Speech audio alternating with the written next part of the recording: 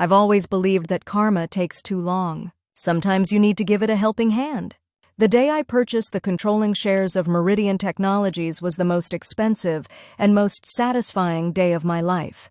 I remember sitting in my lawyer's office, hand trembling slightly as I signed the final documents. 6 months of meticulous planning, liquidating every asset I owned, convincing investors to back me, all culminating in this moment. As the pen scratched across that final line, I felt a cold sense of calm wash over me. Congratulations, Ms. Parker. You now own 51% of Meridian Technologies, my lawyer said, her expression carefully neutral despite knowing exactly what this meant. I allowed myself a small smile. Thank you, Diane. I believe we have a board meeting to attend tomorrow. She nodded, understanding the weight behind my words. Yes. 9 a.m. sharp? Daniel Mercer, my soon-to-be former boss, had no idea what was coming. The man who had demoted me, humiliated me, and tried to destroy my career after I refused his persistent advances was about to learn a valuable lesson about consequences. As I walked out of that office, I didn't feel the guilt or doubt I'd expected. Just a crystalline certainty that tomorrow would be the beginning of justice, my justice. But I'm getting ahead of myself. To understand how I ended up buying an entire company just to fire one man, you need to know how it all started. 8 months earlier, I was Alexandra Parker, Director of Operations at Meridian Technologies, a mid-sized software company specializing in data security solutions. At 34, I had fought my way up through the ranks over 7 years of dedicated service, breaking through glass ceilings and proving myself repeatedly in an industry dominated by men. My department was the company's most efficient. Our project completion rates were exemplary, and I'd saved the company millions by streamlining our operations protocols. I loved my job. That sounds trite, but it was true. I took pride in what I built, in the team I'd assembled and nurtured. My career was the stable center around which the rest of my somewhat chaotic life orbited. After my divorce 3 years prior, work had become my sanctuary, my purpose. Daniel Mercer had been CEO for only 14 months. The board brought him in to rejuvenate the company after our founder retired. He was 47, conventionally handsome in that silver fox executive way, and carried the confidence of someone who'd never been told no in his professional life. Initially, we worked well together. He respected my expertise, implemented several of my proposals, and even mentioned me as the future of Meridian. During an all-hands meeting, the first red flag appeared at the company holiday party. After a few drinks, Daniel stood too close, his hand lingering on my lower back as he introduced me to some investors. I politely stepped away, attributing it to the alcohol and the festive atmosphere. The second flag came during a late-night strategy session when we were the last two in the office. As I gathered my papers to leave, he suggested we continue the discussion over dinner. It's almost 11, Daniel, I said, deliberate in using his first name to maintain peer-level footing. I think we've covered everything we need to. The presentation for tomorrow is solid. Come on, Alex. He smiled, using the nickname only my friends used. All work and no play? We could grab a nightcap at the Archer Hotel. I have a suite there when I work late. My stomach tightened. There was no misinterpreting that. I appreciate the offer, but I need to get home. Long day tomorrow. He nodded, smile never faltering. Another time. I brushed it off, hoping it was just a momentary lapse in judgment on his part. Men in power sometimes tested boundaries. I'd navigated similar situations before. A firm but professional rejection usually resolved things. But with Daniel, it didn't stop. Texts checking if I was free for dinner became frequent. He started finding reasons to touch my arm during meetings, stand unnecessarily close in elevators, compliment my appearance in ways that made my skin crawl. Each time I deflected professionally, keeping our interactions strictly business. The breaking point came 3 months later during a business trip to Chicago. We were there with the executive team for a major industry conference. After a successful presentation, everyone went out to celebrate. As the night wound down and people headed back to their rooms, Daniel suggested we have one more drink to discuss my future at Meridian. My instincts screamed caution, but professionally declining a meeting with your CEO to discuss your career advancement is nearly impossible.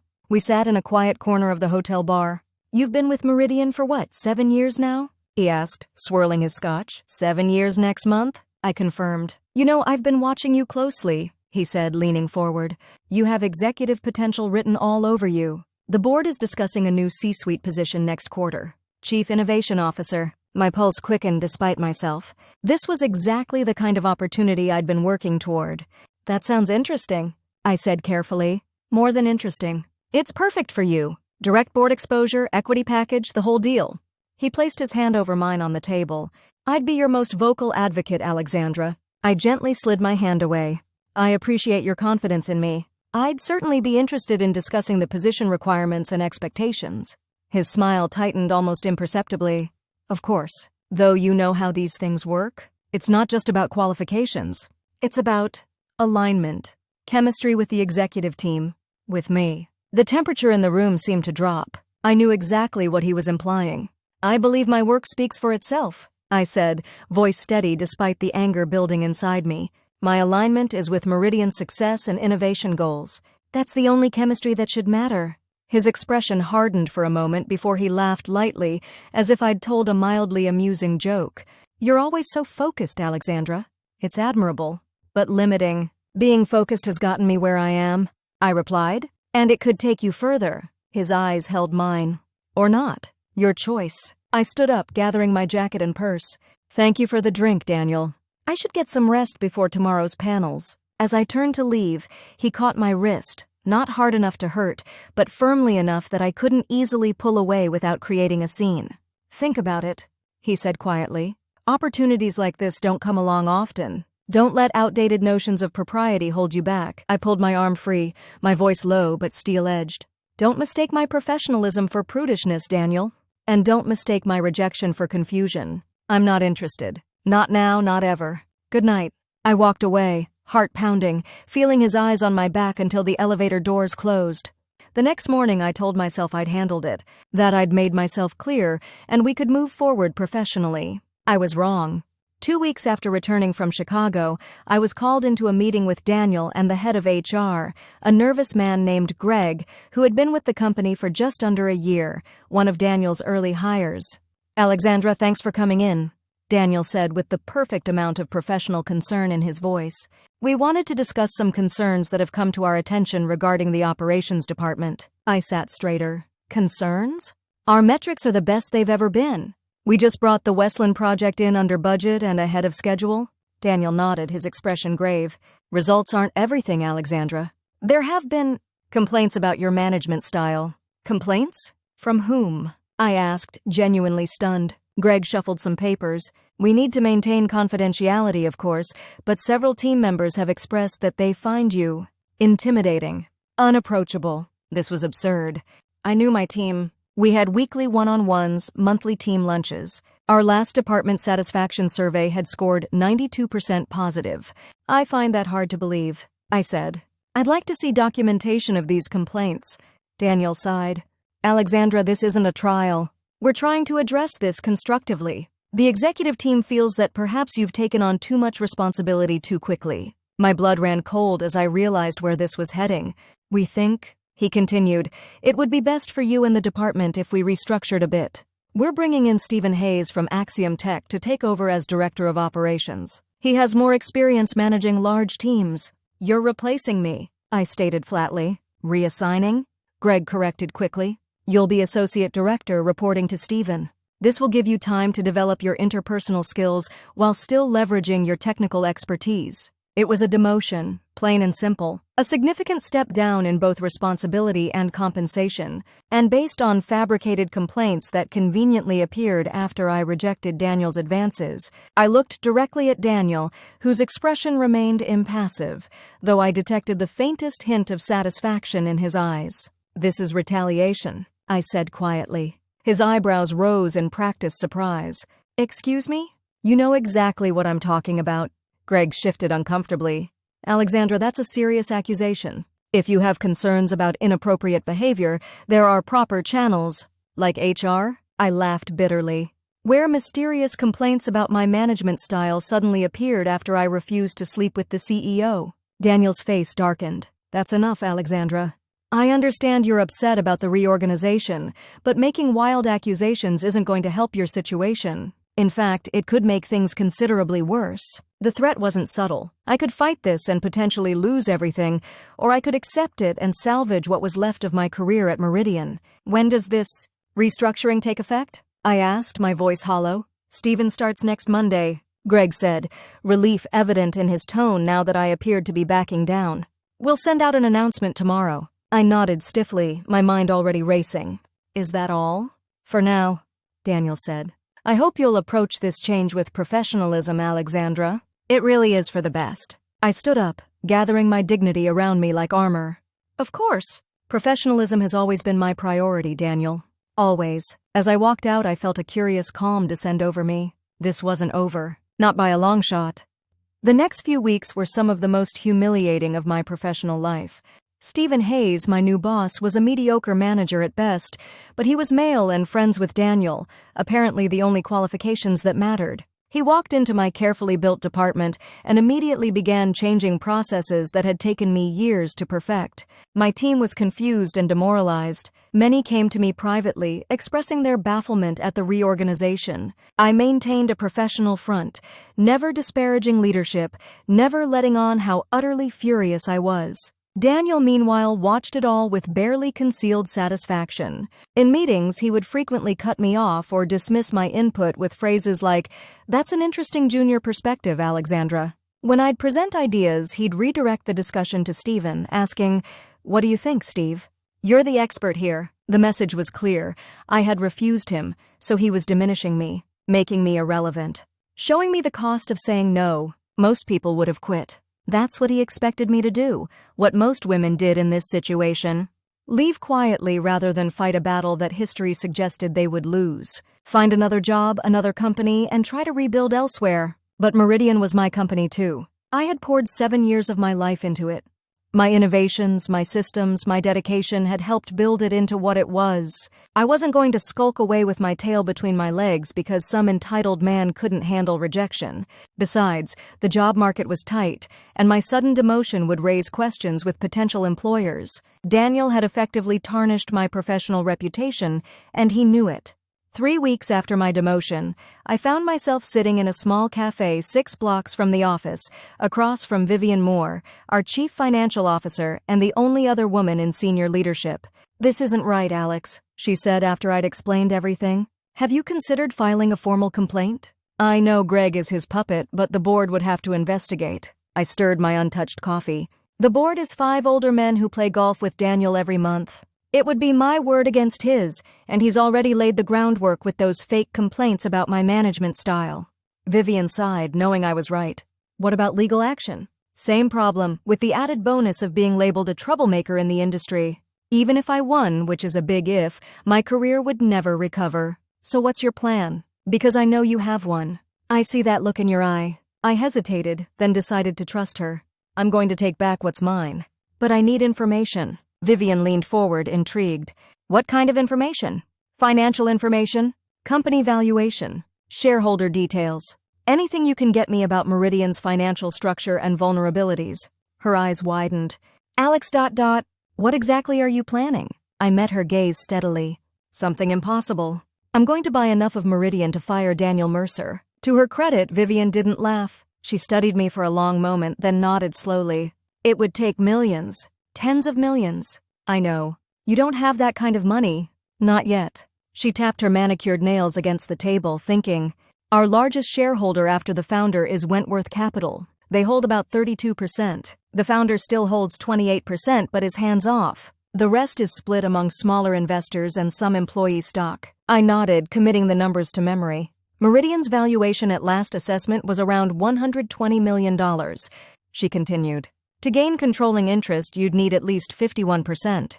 Even if you somehow convince the founder to sell his shares to you, which is unlikely, you'd still need to acquire another 23% from somewhere." "What about Wentworth Capital? Would they sell?" Vivian hesitated. "They've been dissatisfied with Daniel's leadership. Our growth has slowed over the past year, and the new product line he championed is behind schedule and over budget. They're not selling yet, but they're watching closely." A tiny spark of hope flickered inside me. If someone made them a good offer, someone with intimate knowledge of Meridian's operations and a solid plan to increase profitability, it's still a massive long shot, Alex. You'd need to convince them, find the money, structure the deal. It's impossible, I know. I smiled thinly. "But I'm going to do it anyway." Vivian shook her head, but there was newfound respect in her eyes. You're serious about this? I've never been more serious about anything in my life. After a moment, she reached into her bag and pulled out a business card, sliding it across the table. Catherine Reynolds. She's an investment banker I went to school with. Very discreet, very creative. If anyone can help you structure something like this, it's her. I took the card, hope and determination swelling in my chest. Thank you, Vivian. Don't thank me yet, she warned. What you're proposing is still virtually impossible. And if Daniel gets even a whiff of what you're planning, he won't, I assured her. As far as he's concerned, I'm just another woman he's put in her place. His ego won't let him see me as a threat. As I left the cafe, Catherine's card burning a hole in my pocket, I felt something I hadn't felt since that meeting with Daniel in HR.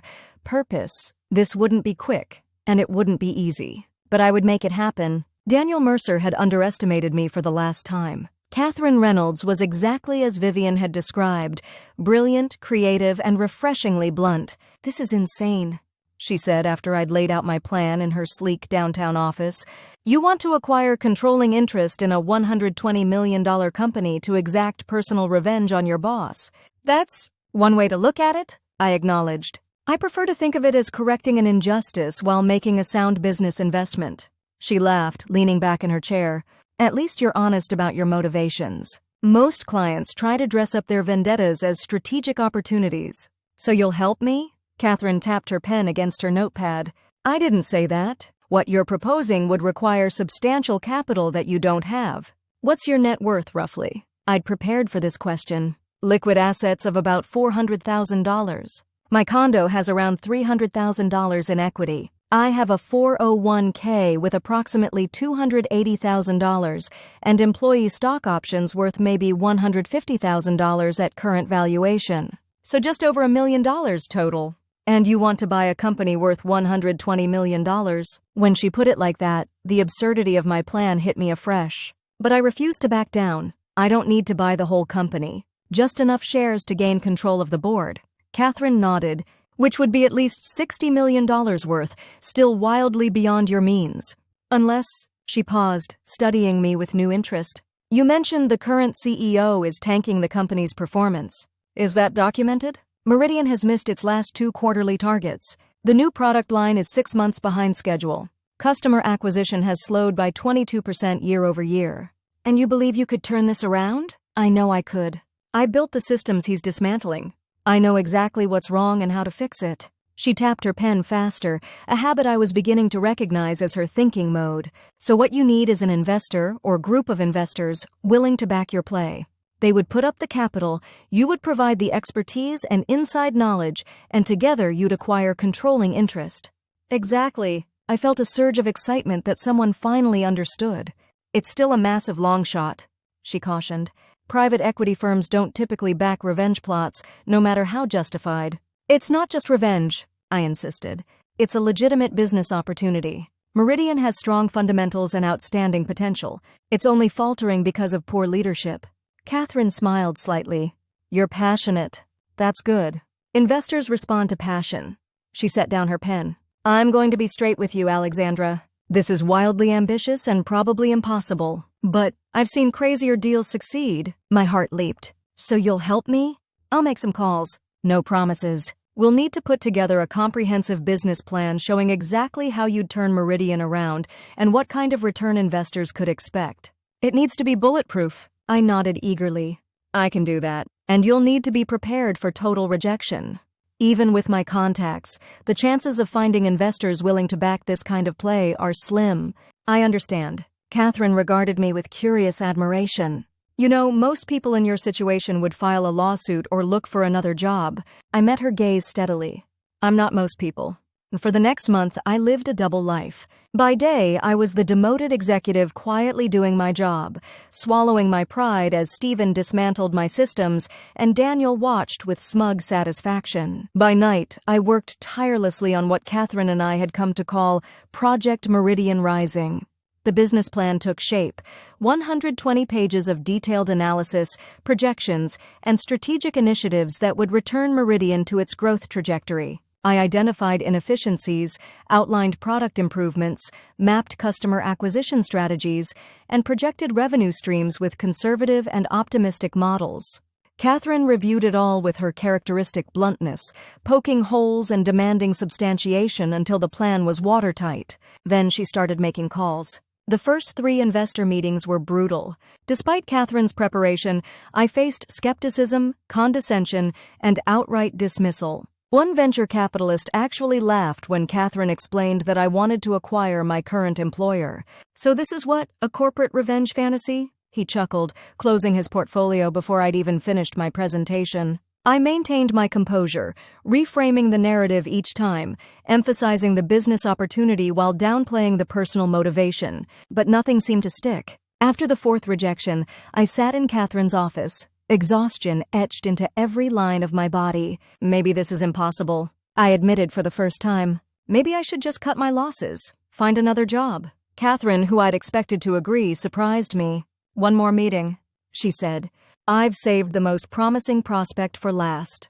Eleanor Wentworth." I looked up sharply. "Wentworth? As in Wentworth Capital?" Catherine nodded.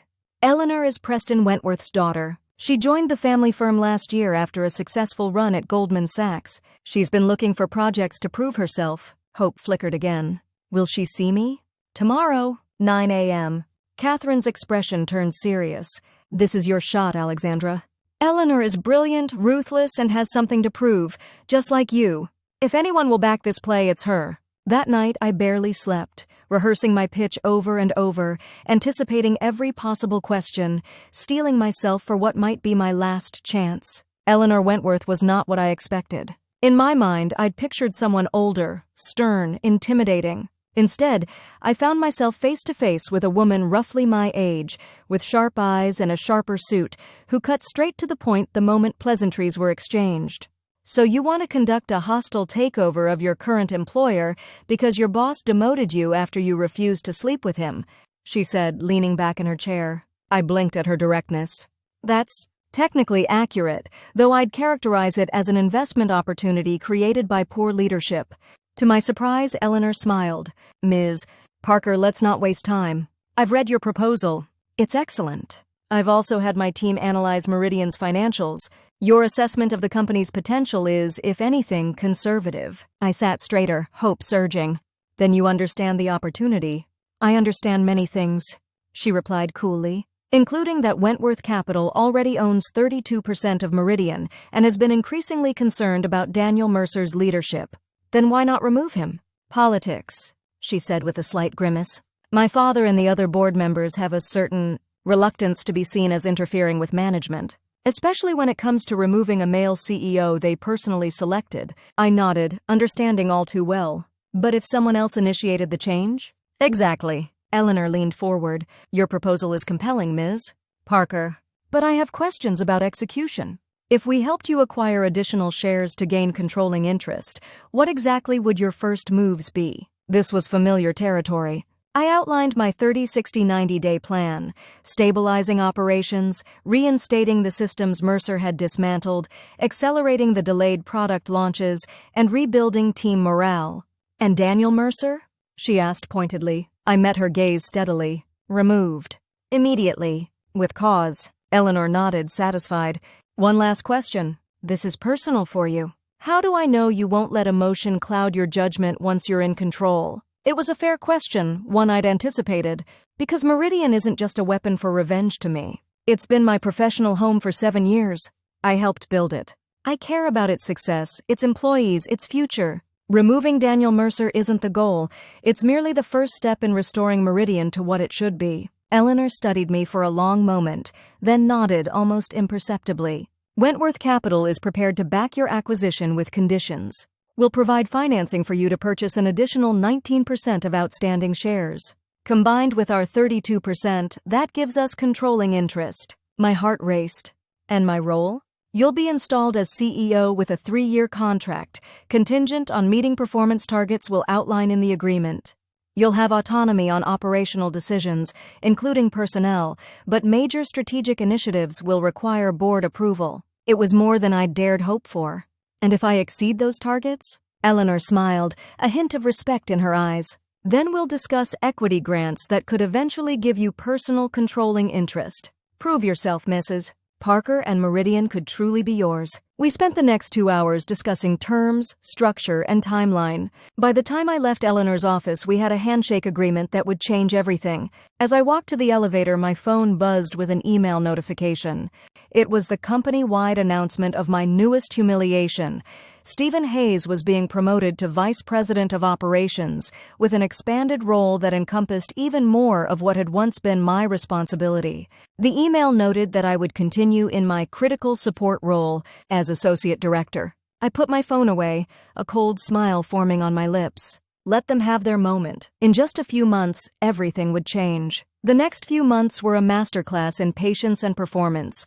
By day, I played the dutiful subordinate, swallowing my pride as Stephen took credit for my ideas, and Daniel continued his campaign of subtle humiliation. By night, I worked with Catherine and Eleanor's team on the complex mechanics of our acquisition plan. The strategy was elegant in its simplicity. We identified a 19% block of shares held by various minor investors who would likely sell for the right price. Catherine created a shell company, Phoenix Acquisitions, to make the purchases, obscuring my involvement. Eleanor's team handled the financial engineering, structuring a deal that would allow me to leverage my modest assets into the required investment. It was painstaking, detail-oriented work, conducted with utmost secrecy. The slightest rumor of our plan would send share prices skyrocketing or alert Daniel to the threat, giving him time to mount a defense. Meanwhile, the situation at Meridian deteriorated exactly as I'd predicted. The delayed product launch finally happened, but with significant bugs that alienated key customers. 2 senior engineers quit in frustration. Quarterly results missed targets again. Through it all, Daniel maintained a facade of confident leadership, blaming market conditions and inherited structural issues, a thinly veiled reference to my previous systems. In our weekly department meetings, I sat quietly in the corner, no longer invited to sit at the main table.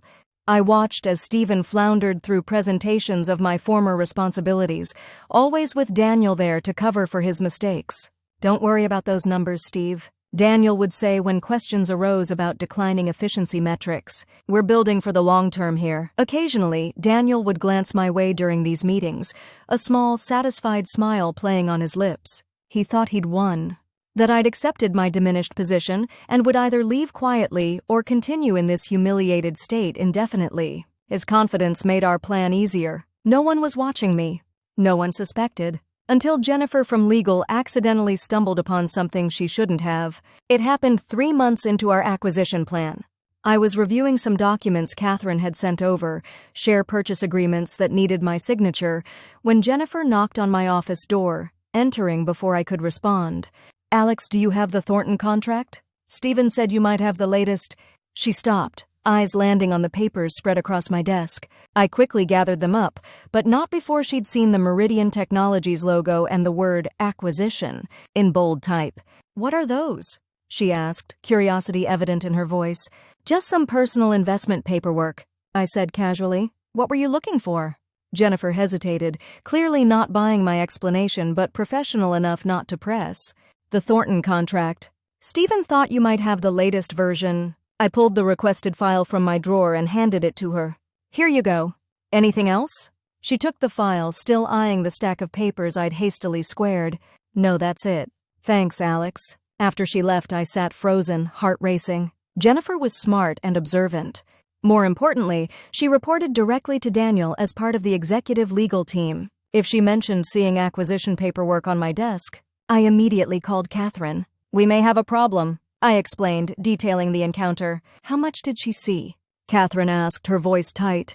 "I'm not sure. The company name was visible and acquisition, but I don't think she saw any details." Catherine was silent for a moment. "We need to accelerate. If Mercer gets wind of this, he'll lock down the shares, maybe even initiate a poison pill. How quickly can we move?"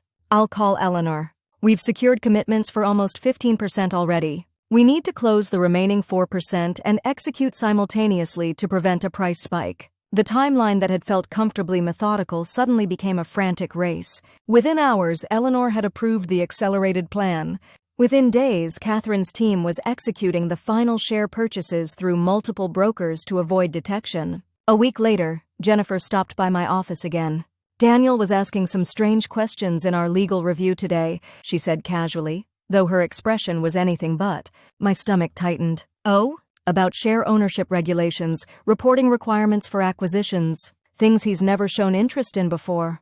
She studied my reaction carefully. Any idea what might have prompted that? I kept my expression neutral. None at all. Maybe something came up with the board. Jennifer nodded slowly. Maybe. Interesting timing, though. After she left, I immediately texted Catherine, "Mercer suspicious." "How close are we?" Her response came minutes later. 17.5% secured. Final closings tomorrow. We were cutting it dangerously close. The next day, Daniel called an unexpected executive meeting. I wasn't invited, of course, but Vivian texted me afterward. "Something's up." Daniel asking about unusual trading activity in Meridian stock. Looking anxious. I forwarded the message to Catherine, who responded immediately, 19% secured as of 10 minutes ago. Documents being filed now. Board meeting can be called in 48 hours. It was done. We had succeeded. Between Eleanor's 32% and our newly acquired 19%, we controlled 51% of Meridian Technologies. In 2 days, we could call a special board meeting and end Daniel Mercer's reign. All I had to do was keep my head down for 48 more hours. Those were possibly the longest 2 days of my life. I noticed Daniel watching me more closely than usual, a puzzled crease between his brows. Twice he walked past my office, slowing to glance inside. I maintained my facade of quiet submission, giving him nothing to feed his suspicions. On the morning of the second day, Catherine called. "We're set for tomorrow, 9 a.m. Eleanor has notified the board members of a special meeting to discuss urgent leadership concerns. Daniel will be required to attend." "He suspects something," I said quietly, mindful of potential eavesdroppers. "He's been watching me. He may suspect, but he can't know. Not yet. The SEC filings won't be public until tomorrow morning. By then it'll be too late." I took a deep breath. What do I need to do? Show up for work tomorrow like it's any other day. Be at your desk when the meeting is called. Eleanor will send someone to bring you to the boardroom at the appropriate moment. After hanging up, I sat at my desk, a strange calm settling over me. 7 months of humiliation, planning, and painstaking work were about to culminate in the most satisfying moment of my professional life. That evening, as I was leaving the office, Daniel stepped into the elevator with me, just the two of us. "Alexandra," he said cordially, as if we were still on friendly terms. "Working late again? Just finishing some reports?" I replied neutrally. He nodded, studying me with that same puzzled expression. "You know, I've always admired your dedication.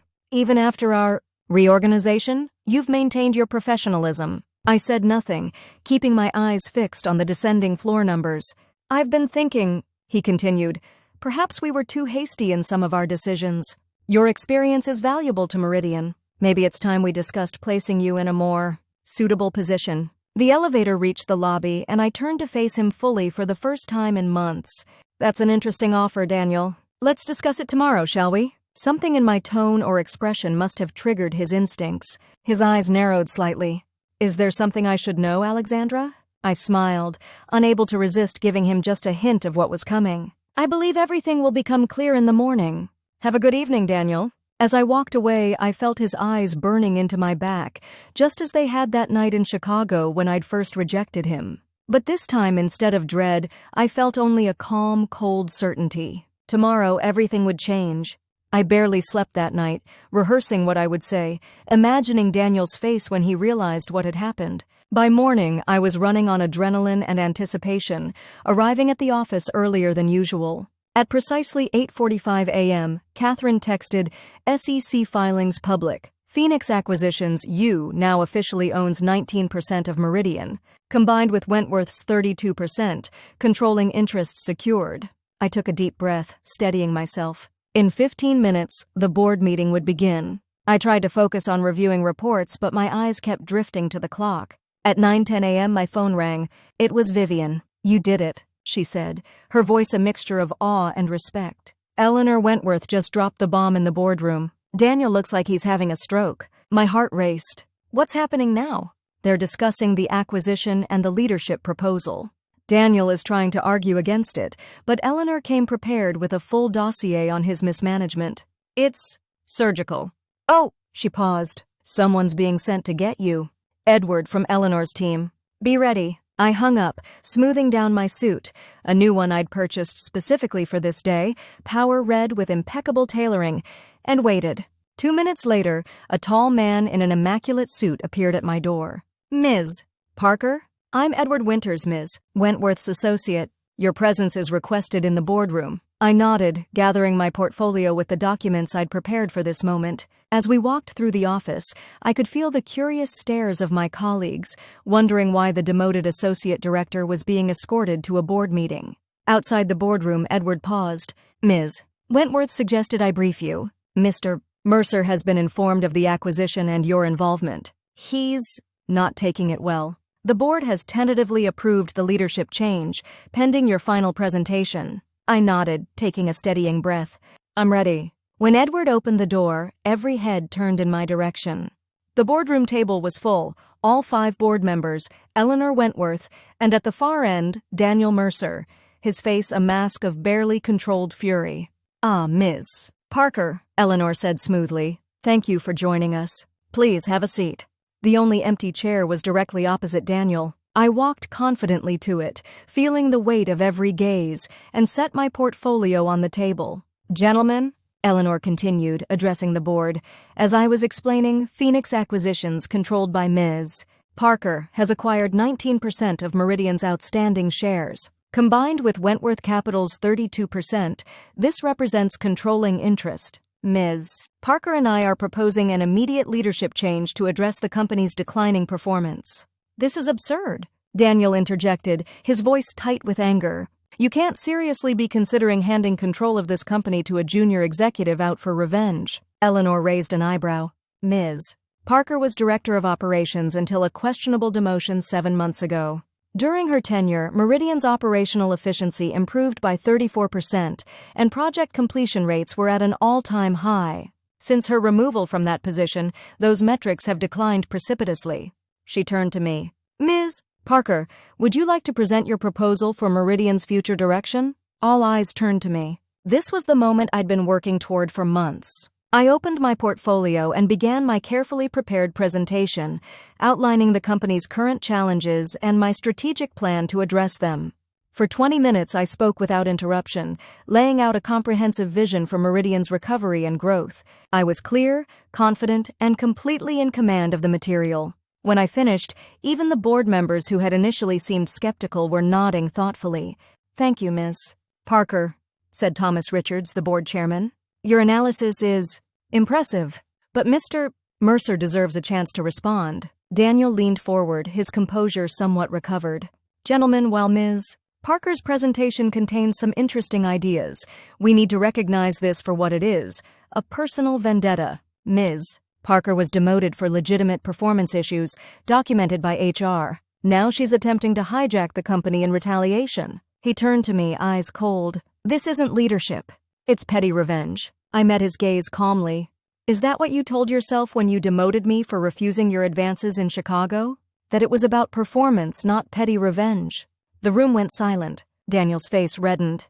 "That's a malicious fabrication, is it?" I reached into my portfolio and withdrew a folder.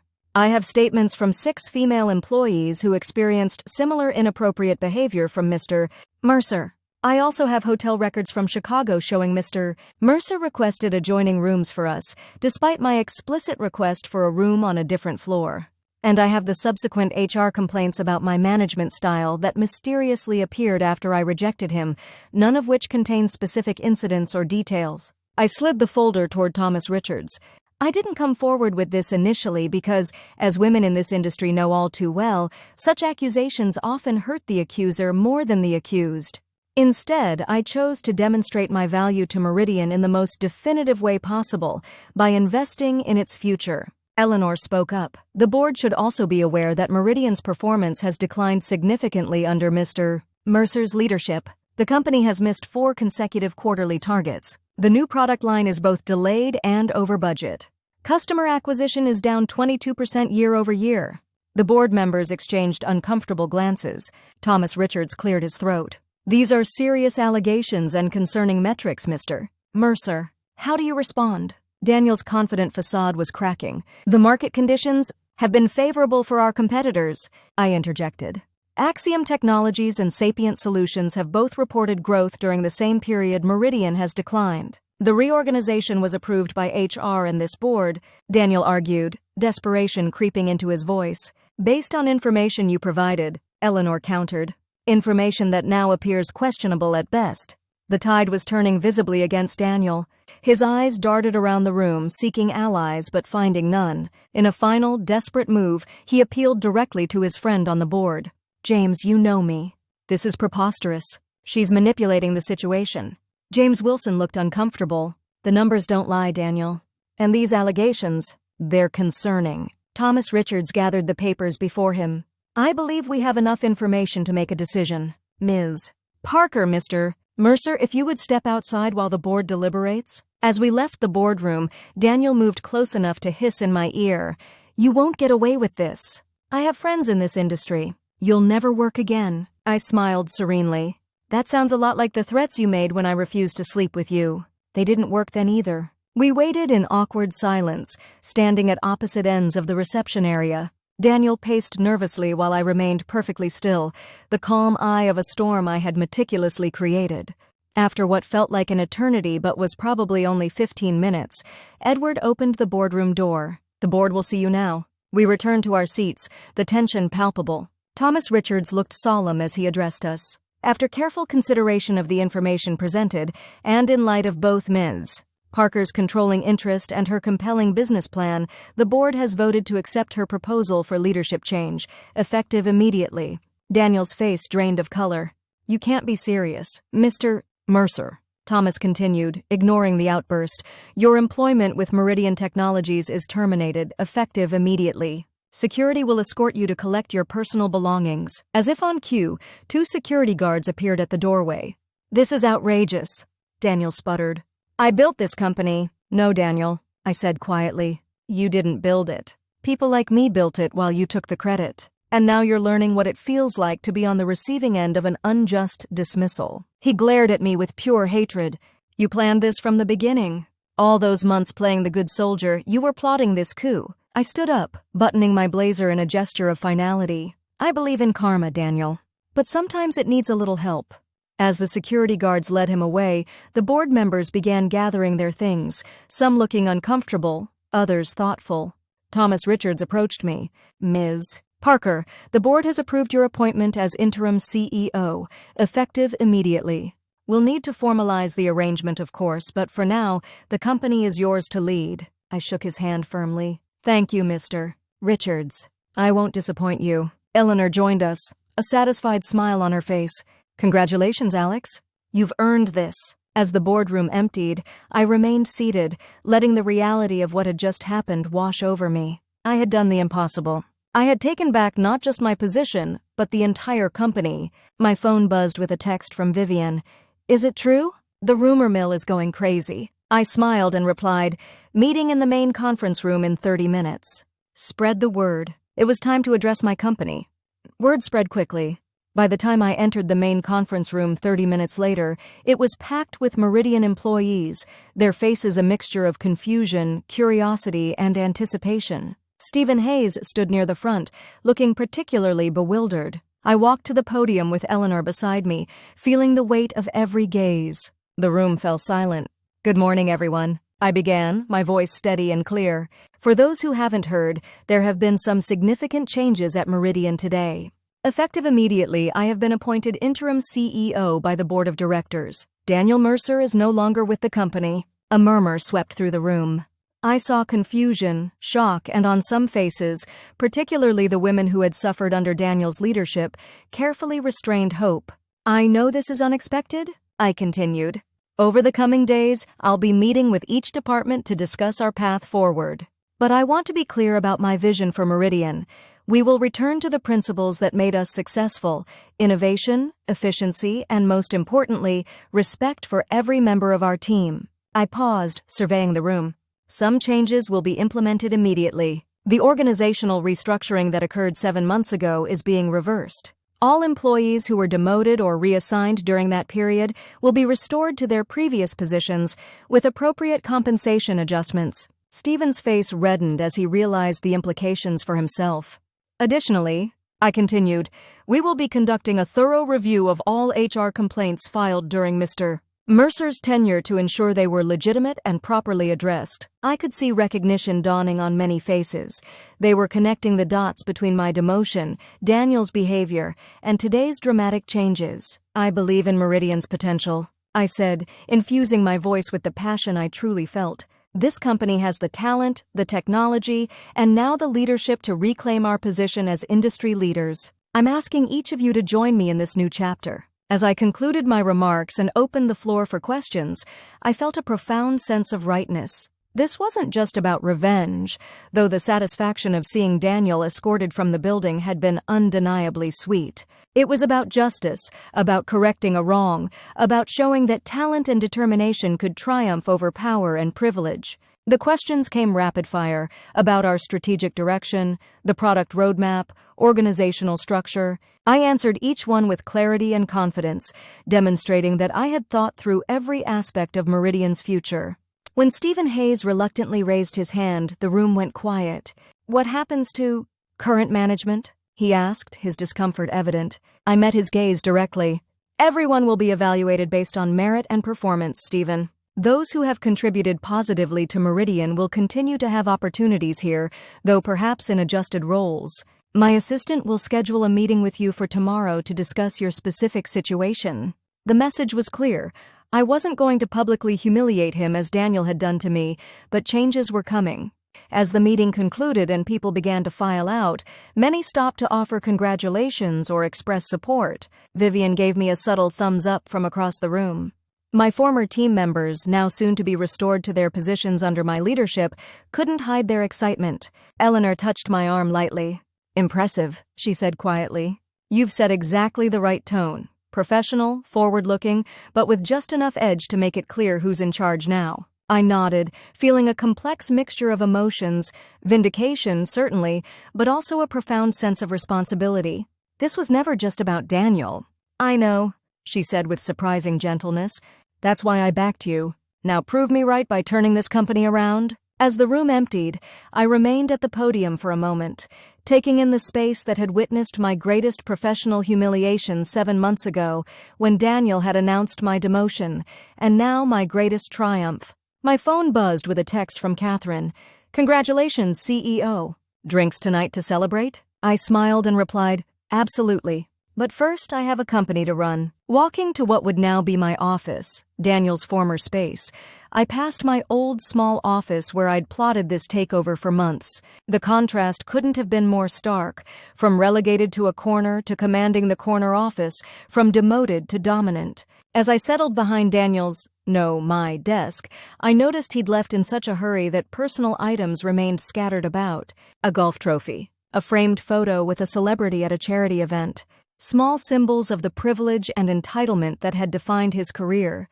I gathered them into a box for security to return to him, feeling neither spite nor satisfaction in the task, just a businesslike efficiency. I had more important things to focus on than Daniel Mercer's mementos. Opening my laptop, I began drafting emails to the executive team, outlining immediate priorities and scheduling one-on-one meetings. There was so much to do, reviewing the delayed product launch, analyzing the financial situation, rebuilding team morale. But as I worked, a sense of profound certainty settled over me. I had done the impossible. I had turned devastating personal and professional humiliation into the opportunity of a lifetime. I had shown Daniel Mercer, and anyone else who might underestimate a woman's determination, that actions have consequences. My former boss had demoted me for refusing his advances, thinking it would diminish me, control me, force me to accept his vision of my worth. Instead, I bought the company and fired him. And now, the real work could begin. Daniel Mercer might have been gone from Meridian Technologies, but his shadow lingered. I discovered that quickly during my first week as CEO. "We've lost the Westlake account," Vivian announced during our first executive meeting, sliding a folder across the conference table. "They called this morning to cancel their contract renewal." I flipped through the documents, scanning the details. Westlake Financial was one of our largest clients, representing nearly 8% of our annual revenue.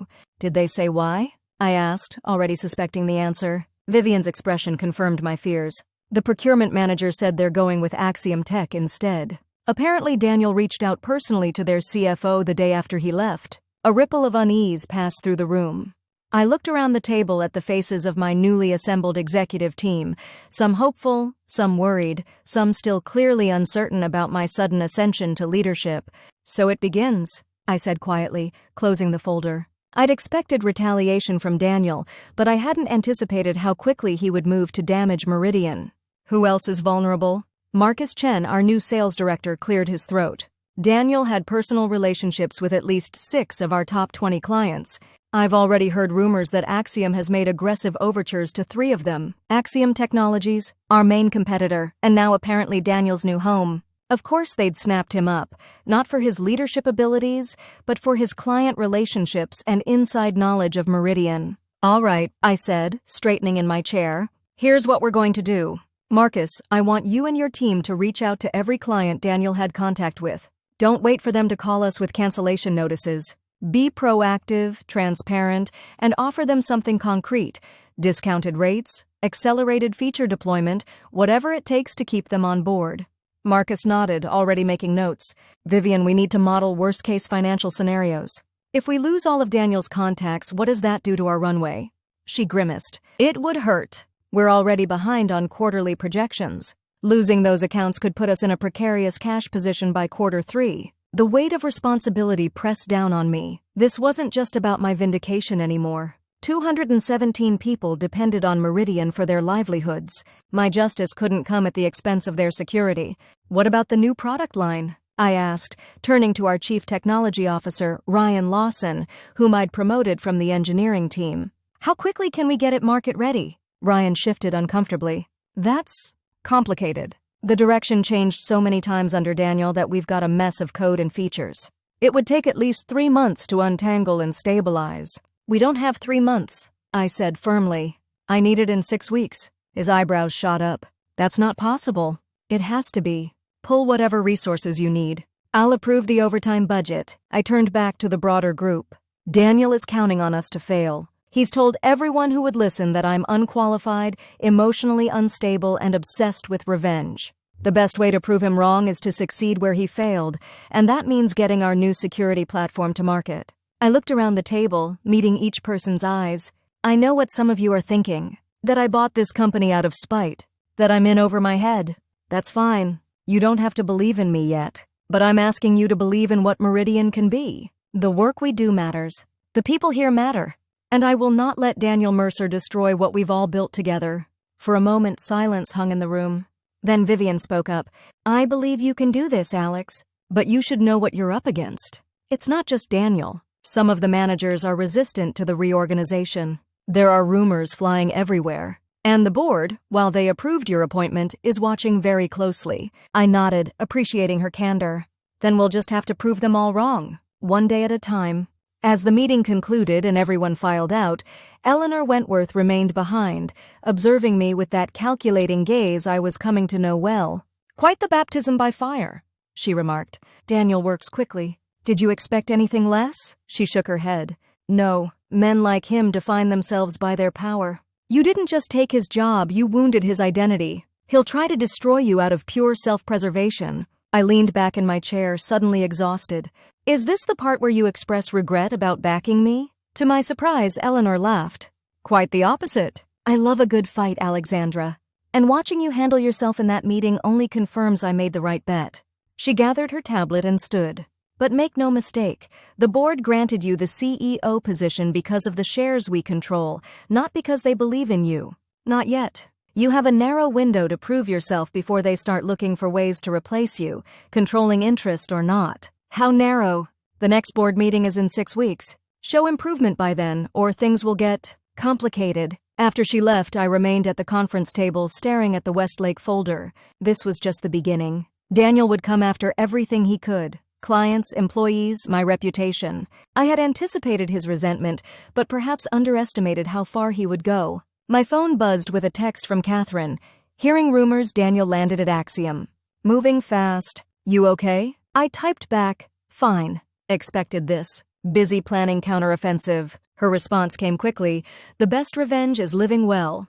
Or in this case, running a successful company." I smiled despite myself. Catherine was right. I hadn't gone through all this just to engage in a petty back and forth with Daniel. I had a company to save, and my success would be the most devastating response to his attacks. Standing up, I gathered my notes and walked toward what still felt like Daniel's office. My name might be on the door now, but his presence lingered in the arrangement of furniture, the golf memorabilia I hadn't yet removed, even the lingering scent of his cologne. Time to make this space mine. Time to make this company mine. For real this time. The next morning, I arrived at 6 a.m. to find Stephen Hayes already waiting outside my office, his expression a mixture of resentment and forced politeness. "Stephen," I acknowledged, unlocking my door. "You're here early." "I wanted to talk before the day got started," he said, following me in without waiting for an invitation. "About my position." I set down my bag and turned to face him fully.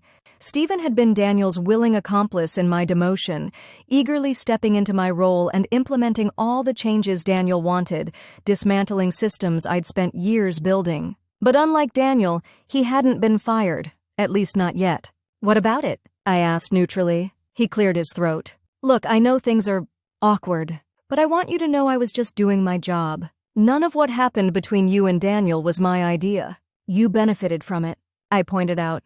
"I was put in a difficult position," he protested. "What was I supposed to do? Turn down a promotion?" I studied him for a moment. Stephen wasn't malicious like Daniel, just opportunistic and weak, the kind of middle manager who would align with whoever held power. "What exactly are you hoping for, Stephen?" He straightened slightly. "I have valuable experience. I've been running operations for 7 months. I've built relationships with the team. I think I could be an asset in the right role." The irony wasn't lost on me. 7 months ago, I had sat in a similar position, being told my experience wasn't enough, that I needed to take a step back. Now I had the power to do the same to him. But I wasn't Daniel. "You're right about one thing," I said, sitting down at my desk. "Things are awkward. You took my job knowing full well the circumstances under which it was offered. You implemented changes that damaged departmental performance because Daniel wanted them, not because they were good for Meridian." His face flushed. "That's not entirely—" I held up a hand. "Let me finish. Despite that, firing you would be disruptive at a time when we can't afford more disruption. So here's what I'm proposing. You'll transition to Director of Client Services effective immediately. It's a lateral move, not a demotion. You'll keep your salary and benefits." Relief washed over his face, followed quickly by confusion. "Client services? But I don't have experience in that area. Which is why you'll have 2 weeks to learn from Marcus before he focuses fully on sales.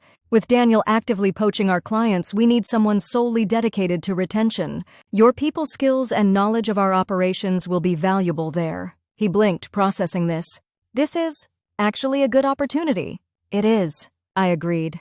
"But let me be clear, Stephen. This is your one chance. Prove yourself valuable to Meridian, and there's room for growth. Work against me or underperform, and we'll have a very different conversation next time." After Stephen left, looking somewhat shell-shocked by his reprieve, I turned to the mountain of work awaiting me. Reports needed reviewing, clients needed reassuring, and somewhere in the chaos, I needed to formulate a strategy to save Meridian from Daniel's revenge campaign. By 9 a.m., my office had become a revolving door of department heads, each bringing their own urgent concerns. The product team was demoralized after months of shifting directives. The sales team was panicking about potential client losses. Human resources was overwhelmed with questions about the reorganization. And through it all, my inbox filled with messages from board members just checking in on various matters, their polite way of monitoring whether I was in over my head. Around noon, Vivian appeared with sandwiches and closed my office door. "You need to eat," she said, placing a turkey club in front of me. "And you need to hear what's happening in the trenches." I unwrapped the sandwich gratefully. "That bad?" "Mixed," she admitted, taking a seat. "Some people are thrilled about the changes, mostly those who worked directly with you before. Others are nervous, especially those Daniel hired or promoted. And then there's the gossip. About me buying the company to get revenge? I'd expected that. That and—" she hesitated. "Some are questioning whether the accusations against Daniel were legitimate or just a power play." My appetite vanished. "You're kidding. He had allies, Alex. People who benefited from his leadership style. And there's a certain type of man who automatically doubts harassment claims, especially when they come from successful women. So I'm either a vindictive harpy who manufactured claims to seize power, or I slept my way to the top and then got vindictive when it didn't work out. I summarized bitterly. Wonderful. Vivian shrugged. Pretty much. Though I'd say most people are reserving judgment, waiting to see how you perform. And how am I performing so far? Like someone who slept about 3 hours and is carrying the weight of the world, she said bluntly. You need help, Alex. You can't personally manage this transition, fend off Daniel's attacks, fix the product issues, and calm the board all at once. You'll burn out in a week? She was right. I was trying to do everything myself because I felt I had something to prove, that I deserved this position, that buying the company wasn't just about revenge. What do you suggest? A chief of staff, she said immediately. Someone who can extend your reach, manage the day-to-day crises, and keep you focused on the strategic priorities. Do we have budget for that? Vivian smiled.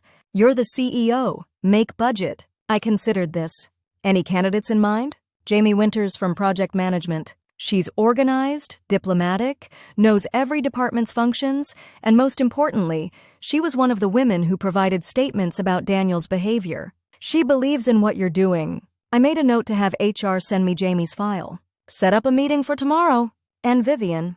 Thank you for the sandwich and the reality check. After she left, I forced myself to eat while reviewing the financial projections. The picture wasn't pretty. Daniel's mismanagement had left us in a more precarious position than I'd initially realized. Our cash reserves were lower than reported in the board materials, and several key projects were significantly behind schedule, jeopardizing milestone payments from clients. If we lost the clients Daniel was targeting, we'd be in serious trouble by quarter's end. The clearer this became, the more I understood his strategy. He wasn't just lashing out in anger. He was trying to create a death spiral that would vindicate his leadership and prove me incapable. He wanted Meridian to fail under my watch, and he had positioned himself perfectly at our competitor to benefit from that failure. My phone rang, a number I didn't recognize. Alexandra Parker? I answered. Ms. Parker. Richard Westlake here. I sat up straighter. Richard Westlake was the founder and CEO of Westlake Financial, the major client we'd just lost to Axiom. Mr. Westlake, this is an unexpected pleasure. I'll be direct, Ms. Parker. I received a rather interesting call from Daniel Mercer last week, followed by an equally interesting press release announcing your takeover of Meridian. I'm curious about your side of the story. My pulse quickened. May I ask what Daniel told you? That you'd orchestrated a hostile takeover out of spite after being demoted for performance issues. He suggested Meridian would likely be unstable for the foreseeable future, which is why we opted not to renew our contract. Direct indeed. And what did your procurement manager say about our actual service performance over the last 3 years? There was a brief pause. That it's been exemplary until recent months. Those recent months coincide with my removal from operations oversight, I noted. Mr. Westlake, I won't speak ill of Daniel Mercer to win back your business. But I will tell you that I've spent the last 7 years helping build Meridian into a company worthy of clients like Westlake. The recent leadership changes were made to correct a deteriorating situation and return us to the performance standards you experienced previously. Yet you purchased controlling interest in the company. That suggests personal motivation. It was personal, I admitted. I care personally about Meridian's success and the quality of our work. Enough to invest everything I had in ensuring its future. I paused. Mr. Westlake, may I ask why you're calling? Your company has already signed with Axiom, from what I understand. Not exactly, he replied. We've signed a letter of intent, but the contract isn't finalized. I make it a policy never to make major vendor changes without due diligence. Daniel's call struck me as unusually vindictive for a professional reference. A small flame of hope kindled. I see. I'd like to meet Ms. Parker. See for myself what's happening at Meridian before we commit to Axiom. Tomorrow, perhaps? I'll make myself available any time that works for you, I said, trying to keep the eagerness from my voice. 3 p.m. your office. And Ms. Parker? I'll want to see your product roadmap, particularly the new security platform Daniel mentioned was behind schedule. After we hung up, I sat stunned for a moment before springing into action. I called Ryan from engineering immediately. Drop everything, I told him. I need whatever we have on the new security platform ready for a demo by tomorrow afternoon. It doesn't have to be perfect, just functional enough to show the core concept. Tomorrow? He sputtered. Alex, we barely have a working prototype. Then you have 24 hours to create one. This is our chance to save the Westlake account. If we can keep them, others will follow. If we lose them, it could start a client exodus. After ending the call, I pressed the intercom button. Lisa, cancel my remaining meetings today except for the product team. And find out if Marcus is still in the building. I need him immediately. The next 12 hours were a blur of activity. I gathered the product and engineering teams for an emergency session, explaining the situation and the opportunity. Rather than resistance, I was met with determined focus. These people had suffered under Daniel's erratic leadership too, and they seemed almost relieved to have clear direction, even if the timeline was brutal. "We can do this," said Emma, one of our senior developers. "The core functionality is solid. It's all the unnecessary features Daniel kept adding that created the mess. If we strip it back to the essential security architecture, we can have something demonstrable by tomorrow." Ryan looked less confident but nodded. "It won't be pretty, but it will work. That's all we need," I assured them. "Just enough to show Westlake we're on track." As the team dispersed to work through the night, I turned to Marcus. "What do we know about Westlake's current security challenges?" He pulled up notes on his tablet. "They had a minor breach last quarter. Nothing catastrophic, but enough to make them nervous. Their CISO has been pushing for enhanced endpoint protection, which is why our new platform caught their interest in the first place. So we focused the demo on that aspect." I mused. "Ryan, make sure endpoint protection is functional enough to showcase." It was nearly midnight by the time I left the office, having reviewed the initial prototype and helped shape the presentation for Westlake. The engineering team would continue working through the night, with Ryan promising to have something minimally embarrassing by morning for us to practice with. As I drove home, exhaustion settled into my bones. I'd been running on adrenaline and determination since the takeover, barely sleeping, putting everything into proving myself as CEO. But beneath the professional urgency lay a deeper, more personal drive. I needed to succeed not just for Meridian, but for myself. For every woman who'd ever been diminished, disbelieved, or pushed aside. Failure wasn't an option, because it wouldn't just be my failure, it would reinforce the narrative that women were too emotional, too vindictive to lead effectively. Daniel was counting on me to collapse under the pressure. To prove him right, I gripped the steering wheel tighter. Not a chance in hell. I returned to the office at 5 a.m., armed with coffee and renewed determination. The engineering floor was still bustling with activity, developers working with the focused intensity that comes from a combination of professional pride and energy drinks. Ryan met me at the elevator looking haggard but triumphant. "We have something. It's rough, but the core functionality works." Emma pulled off a minor miracle with the endpoint protection module. He led me to the test environment where Emma, bleary-eyed but smiling, walked me through what they'd accomplished overnight. The interface was basic, but the security architecture was elegant and effective, actually better than what I'd seen in previous iterations under Daniel's direction. "This is incredible work," I told the team sincerely. "I can't thank you enough for pulling this together." Emma shrugged, suppressing a yawn. "It's actually been fun, stripping away all the bloat and focusing on what the platform should really do. This is closer to our original vision before all the changes." I made a mental note to revisit how the product development process had been handled. If talented engineers like Emma had been frustrated by constant directional changes, that was a systemic issue that needed addressing. "Get some rest," I instructed the team. "Those who worked overnight can come in late tomorrow. Ryan, Emma, I'll need you for the Westlake meeting at 3, but take a few hours now if you can." The morning passed in a whirlwind of preparation. I met with Jamie Winters, who readily accepted the Chief of Staff position, immediately proving her value by taking over several administrative crises that had been consuming my attention. I received an update from Stephen about our vulnerable client accounts, reviewed the latest financial projections with Vivian, and prepared my presentation for Richard Westlake. By the time 3 o'clock approached, I felt as ready as possible given the circumstances. The product demo was functional, our strategy was clear, and I'd even found time to change into a fresh suit. Small details mattered when fighting for a multi-million-dollar contract. Richard Westlake arrived precisely on time, accompanied by his Chief Information Security Officer and their procurement manager. After brief introductions, we moved to the demonstration room where Ryan and Emma had set up the prototype. "Before we begin," I said as everyone settled into their seats, "I want to acknowledge that Meridian has been through significant changes recently. Rather than downplay that, I prefer to be transparent about where we are and where we're headed." Richard nodded appreciatively. "Refreshing approach. The security platform we're demonstrating today represents our renewed focus on core functionality and excellence. It's not the finished product, but it showcases the architecture and capabilities that address the specific challenges Westlake has identified.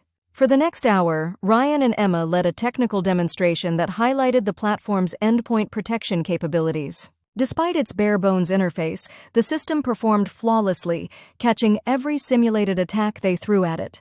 The Westlake CISO asked pointed technical questions that the team handled with confidence, clearly impressing him with their expertise. When the demo concluded, Richard turned to me. "May I speak with you privately, Ms. Parker?" We excused ourselves to my office, where Richard wasted no time getting to the point. "Your team is clearly talented and the technology shows promise.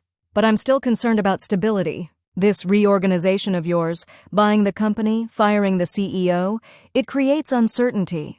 And uncertainty is something I avoid in security vendors." I met his gaze directly. "Mr. Westlake, you built your company from nothing into an industry leader. Along the way, I imagine you faced situations where you had to take bold action to protect what you'd built." A hint of a smile crossed his face. "More than a few times. That's what I've done with Meridian. This company lost its way under Daniel's leadership.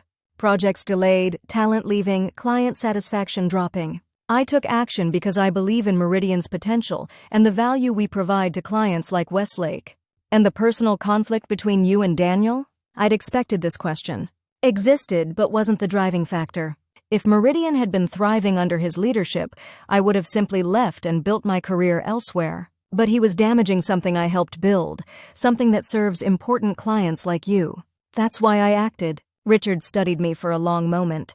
"Daniel claimed you were motivated by revenge." "Daniel would say that," I acknowledged. "It's easier than admitting his leadership failures." "And what happens when you've proven your point? When the revenge is complete? Do you lose interest in running Meridian?" The question caught me off guard with its directness. "Mr. Westlake, buying Meridian wasn't the end of something for me. It was the beginning. I'm not here to prove a point and leave. I'm here to build this company into everything it can be. The best security solutions, the most responsive service, the most innovative approaches to emerging threats. That's my vision for Meridian, and it extends far beyond any personal conflict with Daniel Mercer." Something shifted in his expression, a subtle relaxation, a hint of approval. "Axiom's offer is very aggressive. They've undercut your pricing by nearly 15%. Because they're desperate to capitalize on our perceived instability," I replied. "But discount pricing never lasts, Mr. Westlake. Once they've locked you in, those rates will climb while service quality drops. We've seen it happen with clients who left and later returned. And what are you offering instead? Consistency. The same excellent service you've had from us for years, plus priority access to our new security platform when it formally launches next month. No artificial discounts, just fair pricing for superior service. And my personal guarantee that your account will receive executive attention." Richard stood up, extending his hand. "I appreciate your candor, Ms. Parker. You've given me a lot to think about." I shook his hand, hiding my disappointment that he hadn't committed on the spot. "Thank you for giving us the opportunity to present our case. Regardless of your decision, I hope we can maintain a professional relationship." "Indeed," he said, moving toward the door. Then he paused. "One last question? What will you do if we stay with Axiom?" I straightened my shoulders. "Be disappointed but respectful of your decision. Keep building Meridian into the company I know it can be, and perhaps check in with you in 6 months to see how that Axiom service is working out." He laughed at that, a genuine, appreciative laugh. "You know, my father had a saying, 'Bet on the jockey, not the horse.' In business, that means backing people with drive and integrity, even when circumstances aren't ideal." He reached into his jacket and handed me a folded document. "Have your legal team review this and get back to me tomorrow. I believe you'll find the terms acceptable." I opened it to discover a contract renewal for Westlake's business, at terms even better than their previous agreement with us. But I thought that I was leaning toward Axiom. I wanted to see how you'd respond when backed into a corner. Whether you'd disparage your competitor, offer unsustainable discounts, or stand firm on your value proposition. His eyes twinkled. "You passed, Ms. Parker. I like betting on determined jockeys." After Richard left, I stood in stunned silence for a moment before a laugh bubbled up from somewhere deep inside me. Our first victory. A small one in the grand scheme, but symbolically huge. I immediately called Ryan and Emma to share the news, then Vivian and Marcus. Word spread quickly, and by evening, a spontaneous celebration had broken out in the break room, with champagne appearing from someone's secret stash. Standing in the doorway watching my team celebrate, I felt a surge of genuine optimism for the first time since taking over. We had a long way to go, but we'd taken our first step back from the brink. And we'd done it together. My phone buzzed with a text from an unknown number. When I opened it, my celebration mood evaporated instantly. Congratulations on keeping Westlake. Enjoy it while you can. This is just getting started. Daniel. Somehow he already knew about Westlake's decision, and he was warning me that his retaliation campaign was far from over. I deleted the message without responding, refusing to give him the satisfaction. Let him plot and scheme. We would be ready. The Westlake victory gave us momentum. Over the next 2 weeks, we managed to stabilize most of our key client relationships, with only 2 smaller accounts following through on moves to Axiom.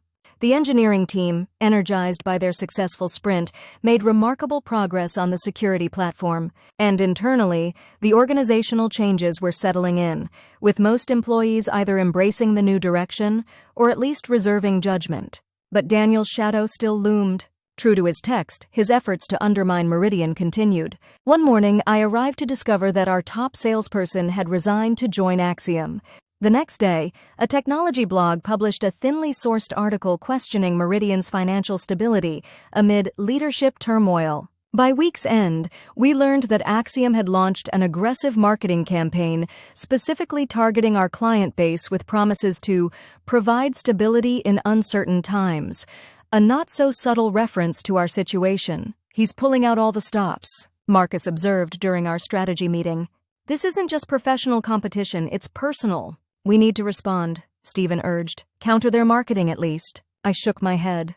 That's exactly what Daniel wants, to drag us into a public mudslinging match that will only reinforce the perception of instability. We focus on execution, not distraction. With the board meeting approaching, I channeled our energy into demonstrable results. We accelerated the security platform development, locked in contract renewals with 4 major clients, and implemented operational efficiencies that would improve our financial position. Jamie proved invaluable, creating systems to triage issues and ensure I was focusing on strategic priorities rather than daily fires. But despite our progress, warning signs remained. Our cash position was still concerning, and the engineering team was showing signs of burnout after weeks of intensive work. Most worryingly, Eleanor had become increasingly distant in our interactions, responding to updates with non-committal acknowledgments rather than her usual incisive questions. 3 days before the board meeting, I asked her to meet for coffee. "You're pulling away," I said directly once we were seated in a quiet corner of a cafe near the office. "What aren't you telling me?" Eleanor sipped her espresso, studying me over the rim of the small cup. "You've made impressive progress in a short time, Alexandra. The Westlake save was particularly well executed, but the board remains concerned about the overall stability of the company.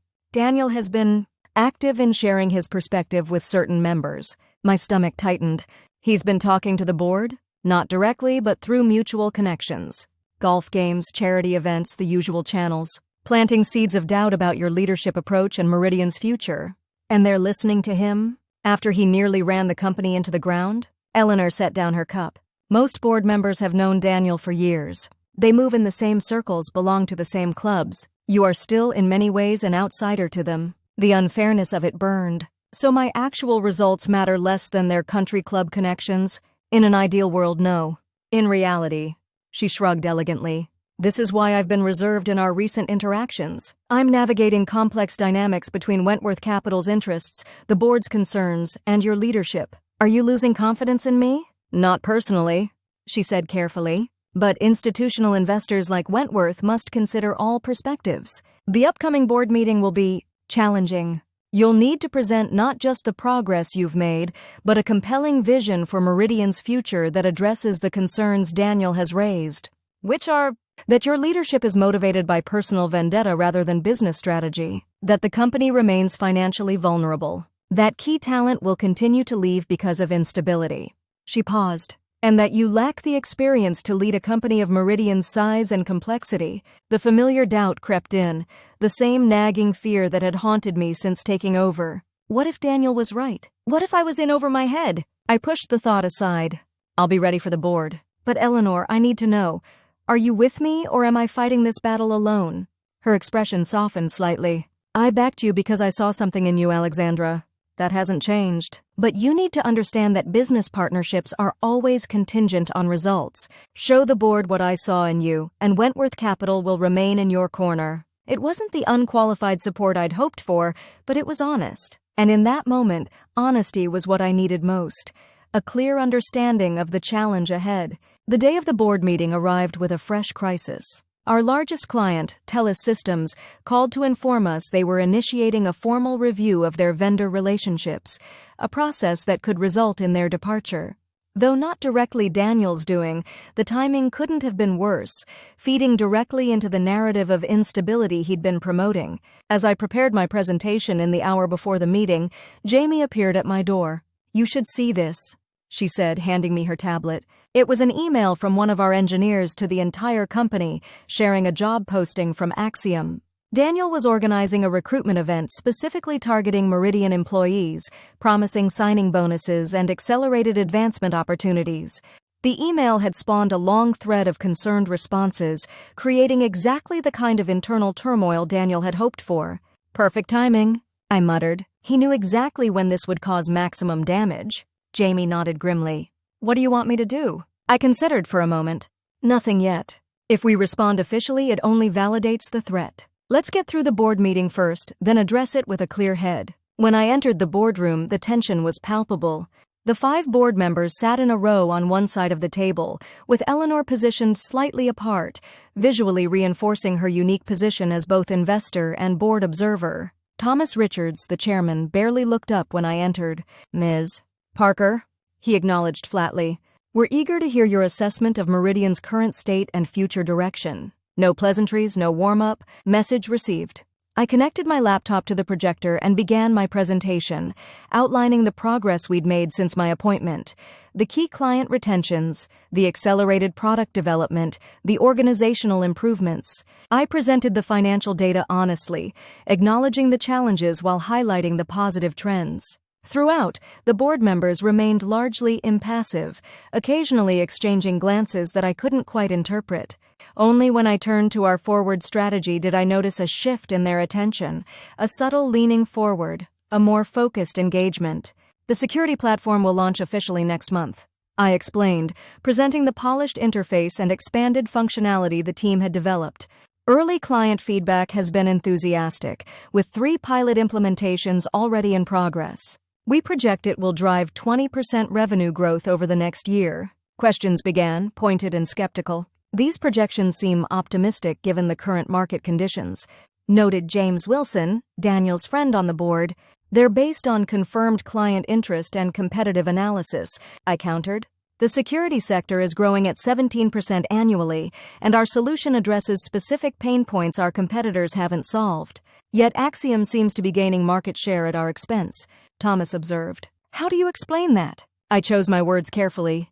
"Axiom has targeted our client base with aggressive pricing and promises of stability, a short-term strategy leveraging the recent changes here. But discounting isn't sustainable, and our client retention rates demonstrate that most customers recognize the superior value we provide."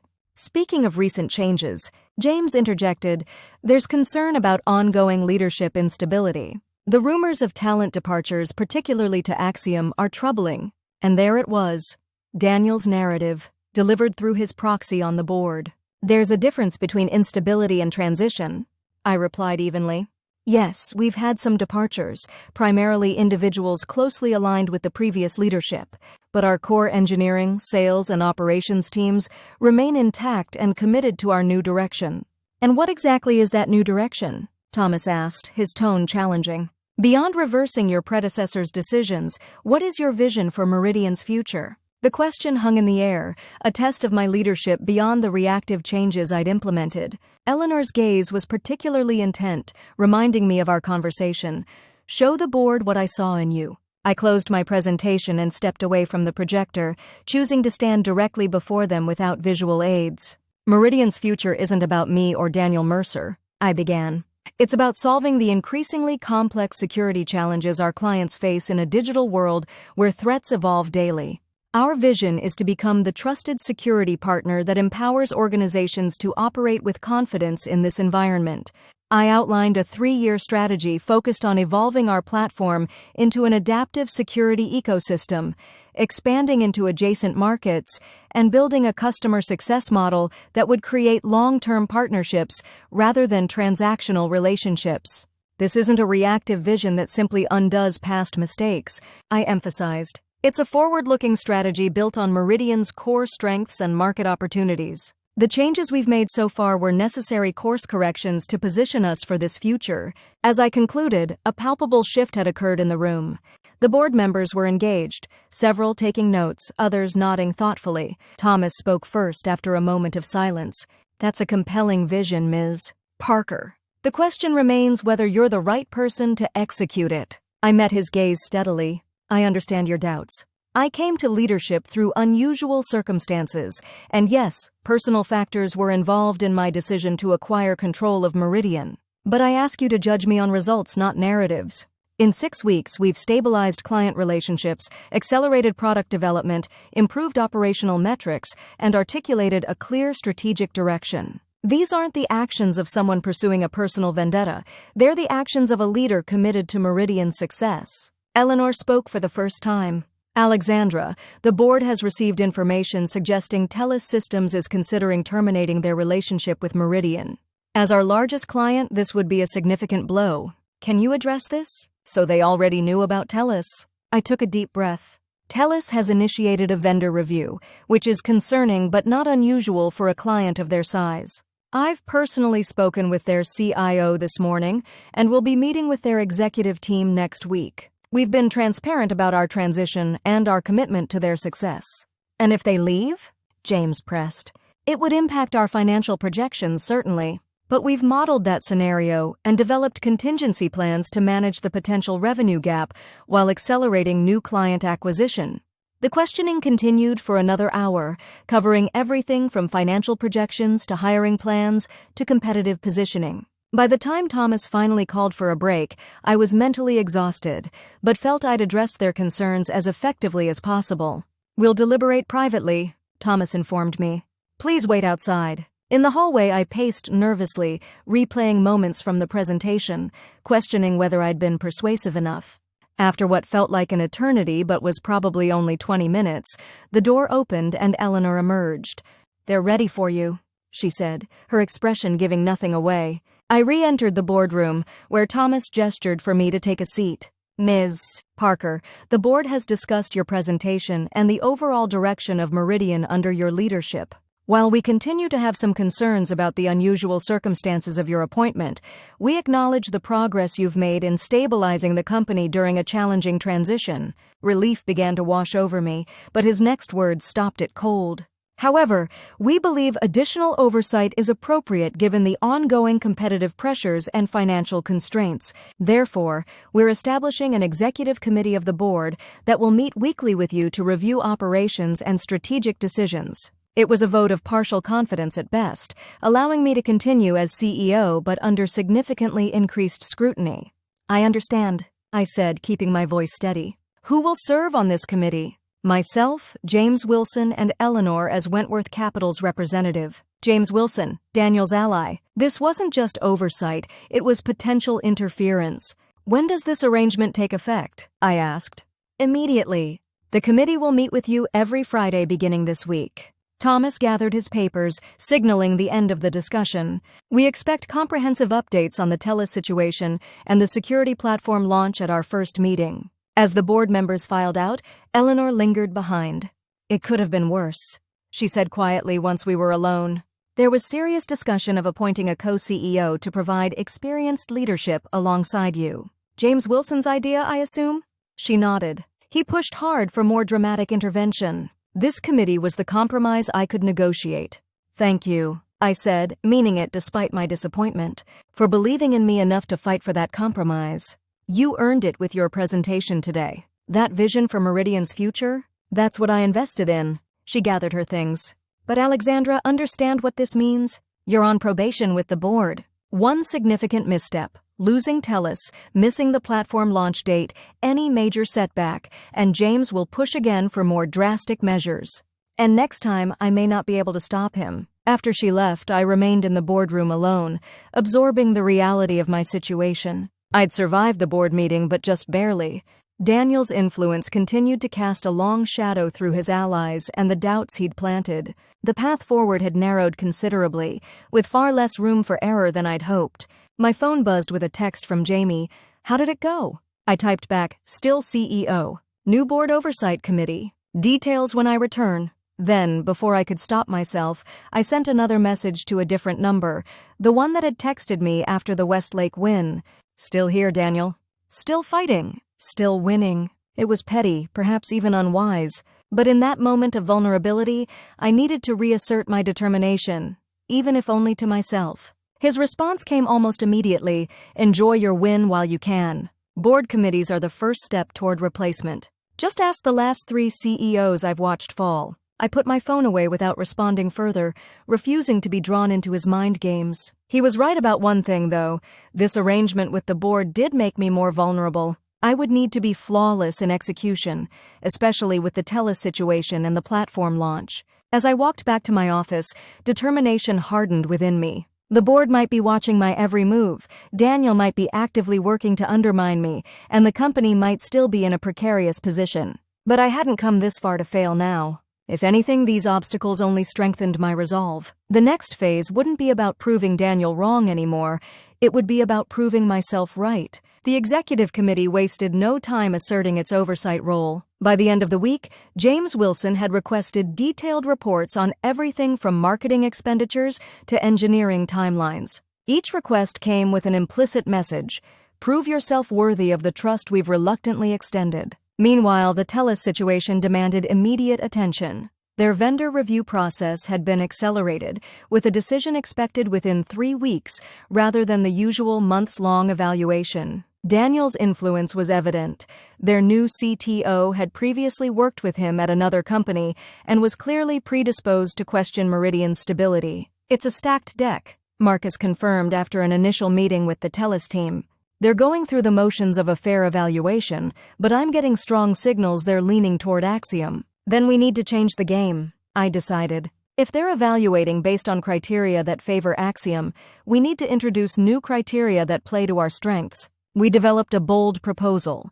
Rather than competing on standard vendor terms, we would offer TELUS a strategic partnership that included equity in a new security operations center dedicated to their industry vertical. This approach would give them priority access to our resources while creating a showcase implementation of our platform for similar clients. "It's risky," Vivian cautioned during our planning session. "The capital investment for the operations center will strain our already tight cash position. But if it works, it not only keeps TELUS but creates a model we can replicate with other major clients," Ryan pointed out. "It differentiates us completely from Axiom's commodity approach." The strategy was ambitious, potentially game-changing, and exactly the kind of bold move that required board approval under the new oversight arrangement, which meant presenting it to James Wilson and the executive committee. As expected, James immediately opposed the idea. "This is precisely the kind of high-risk strategy the committee was established to scrutinize," he argued during our Friday meeting. "Investing significant capital while our financial position is already concerning, all to retain a single client? A client that represents 22% of our revenue," I countered. "And this isn't just about retention, it's about transforming our relationship with TELUS from vendor to strategic partner." "It's throwing good money after bad," James insisted. "If they're already leaning toward Axiom, this smacks of desperation." Eleanor, who had been quietly observing the exchange, finally spoke. "What's your assessment of success probability, Alexandra?" 70%, I said confidently. The TELUS CIO was genuinely intrigued by the partnership model when I floated the concept. It addresses their primary concerns while offering benefits no competitor can match. "And the financial implications if we lose TELUS despite this investment? Significant but not catastrophic. We've modeled the scenarios and developed contingency plans to manage the cash flow impact." Eleanor nodded thoughtfully. "I'm inclined to support this approach. It's bold, but transformative strategies often appear risky in isolation." Thomas Richards, who had remained largely neutral, looked between Eleanor and James. I'm concerned about the capital requirements, but I recognize the strategic rationale. Let's put it to a vote. The committee approved the TELUS strategy 2-1, with James predictably dissenting. It was a victory, but his parting comment lingered uncomfortably. I hope you understand what's at stake here, Alexandra. If this fails, it won't just be a lost client, it will be a clear demonstration of judgment issues. The warning was unmistakable. This decision would either validate my leadership or provide ammunition for those seeking to replace me. With the committee's reluctant blessing, we moved quickly to implement the TELUS partnership strategy. I personally led the presentation to their executive team, emphasizing how the dedicated Security Operations Center would provide unprecedented protection and responsiveness to their specific industry threats.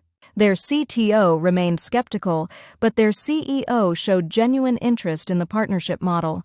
This is different, he acknowledged. Everyone else is selling us products and services. You're proposing we build something together. Because security isn't a product anymore, I explained. It's an evolving relationship between threats and protections. This model aligns our interests completely with yours. The presentation went well enough to advance us to the final round of their vendor evaluation, but Axiom remained in contention as well. And according to our sources, Daniel was personally involved in their proposal, leveraging his connections and promising aggressive pricing to secure the business. As we waited for TELUS's decision, the pressure mounted from another direction.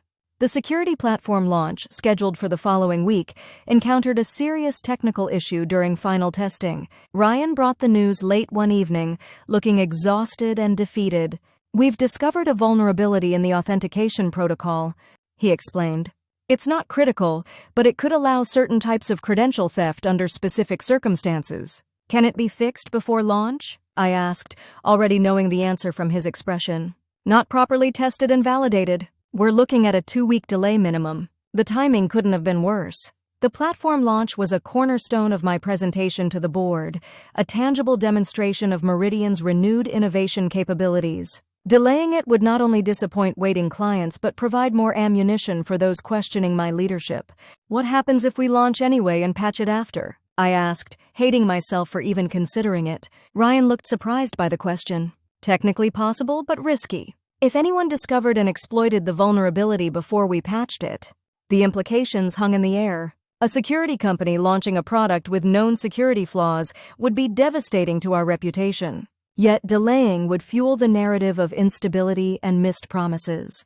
Delay the launch. I decided after a moment of internal struggle. We announce it proactively as our commitment to security over expediency. Position it as refusing to compromise on the standards our clients depend on. The board won't be happy, he warned. Neither would our clients if we knowingly released vulnerable software. I managed a tired smile. Better to take a short-term hit for the right reasons than compromise our integrity for artificial deadlines. The decision was ethically clear but strategically complicated. As expected, James Wilson reacted strongly when I informed the executive committee of the delay. This is exactly the kind of execution failure that concerns the board, he said during an emergency call. First the TELUS situation, now this. The pattern suggests fundamental leadership issues. Respectfully, James, discovering and addressing security vulnerabilities before release demonstrates exactly the kind of leadership a security company needs. I responded firmly. Would you prefer we launched a flawed product to meet an arbitrary deadline? I would prefer competent project management that identifies issues before the 11th hour, he shot back. Eleanor intervened before the exchange could escalate further. The decision has been made, and I believe it's the correct one. The question now is how we communicate this to clients and the market. We settled on a transparent approach, positioning the delay as evidence of our commitment to security excellence rather than a failure. The announcement went out the next day, accompanied by personal calls to clients waiting for the platform. The reaction was mixed. Most clients appreciated the transparency and commitment to security, but some expressed concern about yet another change in Meridian's promised deliverables. The tech press, ever eager for drama, published several articles questioning whether Meridian was in disarray following the leadership change. Daniel predictably seized the opportunity. Within hours of our announcement, Axiom issued a press release highlighting the reliability and stability of their own security platform, with a quote from Daniel emphasizing the importance of consistent execution in security partnerships. The double blow of the platform delay and Axiom's opportunistic response left me feeling vulnerable as we approached the TELUS decision deadline. If we lost them after the bold partnership strategy, combined with the platform delay, James would have all the ammunition he needed to argue for my replacement. The entire company seemed to hold its breath as we waited. The tension was palpable in meetings, hallway conversations, even email exchanges. Everyone understood what was at stake. The call from TELUS finally came on a Wednesday afternoon. Their CEO, Michael Bennett, asked to speak with me personally. "Alexandra, I'll get straight to the point," he began after pleasantries. "We've completed our vendor evaluation process." I gripped the phone tighter, preparing myself for either outcome. "I appreciate your thoroughness, Michael. It was a difficult decision. Axiom made a compelling case on pricing and stability. Their platform is proven, and Daniel Mercer personally guaranteed executive attention to our account." My heart sank. This sounded like a preamble to rejection. "However," he continued, "my team was ultimately more impressed with your partnership approach. The dedicated Security Operations Center represents the kind of innovative thinking we value in strategic relationships." I closed my eyes, relief washing over me. "So you're staying with Meridian?" "We're doing more than staying. We're expanding our relationship under the partnership model you proposed." My board approved the agreement this morning. The news spread through Meridian like wildfire. Keeping TELUS wasn't just a business victory, it was a powerful statement about our direction and viability. The expanded partnership would increase their revenue contribution by nearly 30% and create a showcase implementation we could leverage with other clients. Even James Wilson couldn't deny the significance of the win. During our next executive committee meeting, he acknowledged it grudgingly. "Congratulations on retaining TELUS. It was a bold strategy that appears to have paid off." "Thank you, James," I replied, careful to keep any hint of triumph from my voice. "Their commitment speaks to the strength of our partnership vision." "Indeed," Thomas agreed, "though we still need to address the platform delay and its impact on our quarterly projections." The victory with TELUS had shifted the dynamic, but I was still on probation. Each success needed to be followed by another, each problem solved more quickly than the last. That evening, as the office emptied, I found myself alone with Eleanor in the elevator. "A good day?" she observed. "TELUS was a significant win, but not enough on its own," I acknowledged. "The platform needs to launch successfully, the partnership model needs to prove financially viable, and we need to continue stabilizing the company." She studied me with that penetrating gaze. "You're learning. When we first met, you were all righteous determination. Now I see patience, strategic thinking, and political awareness developing alongside that determination. Necessary adaptations for survival," I said with a small smile.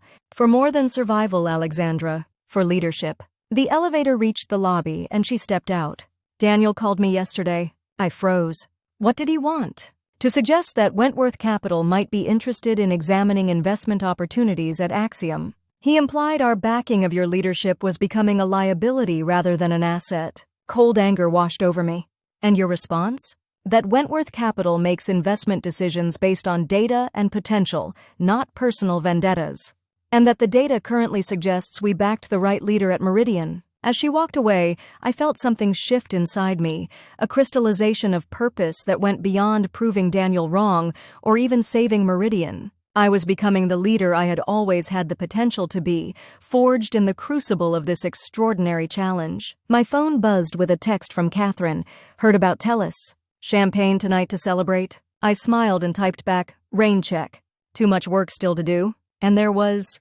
The platform launch still needed completion. The TELUS partnership needed implementation. The board still needed convincing of my leadership. The journey was far from over. But for the first time since taking control of Meridian, I felt truly confident that we would not only survive, but thrive. Not because of luck or circumstances, but because of intentional, strategic leadership.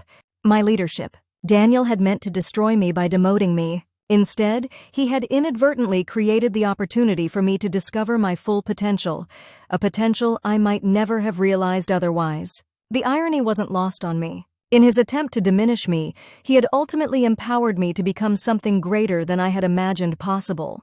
The weeks following the TELUS victory brought a new rhythm to Meridian. With our largest clients secured on expanded terms, other clients who had been wavering recommitted to our partnership. The security platform, after its 2-week delay, launched successfully to positive industry reviews, And internally, the organizational culture began to stabilize as employees saw tangible evidence of our new direction's success. Daniel's attacks continued, but with diminishing effectiveness. His attempts to recruit our talent yielded fewer results as Meridian's momentum built. His disparaging comments to industry contacts began to sound like sour grapes rather than insider wisdom. Even the board's scrutiny softened somewhat, with the executive committee meetings focusing more on strategic opportunities than crisis management. 3 months after taking control of Meridian, I finally had enough breathing room to reflect on the journey. Sitting in my office late one evening, reviewing quarterly results that showed modest but real improvement across all key metrics, I felt a complex mixture of pride, exhaustion, and determination. A knock at my door interrupted my thoughts. It was Jamie, looking apologetic about the late hour. "Sorry to bother you, but I thought you'd want to see this right away," she said, handing me a tablet.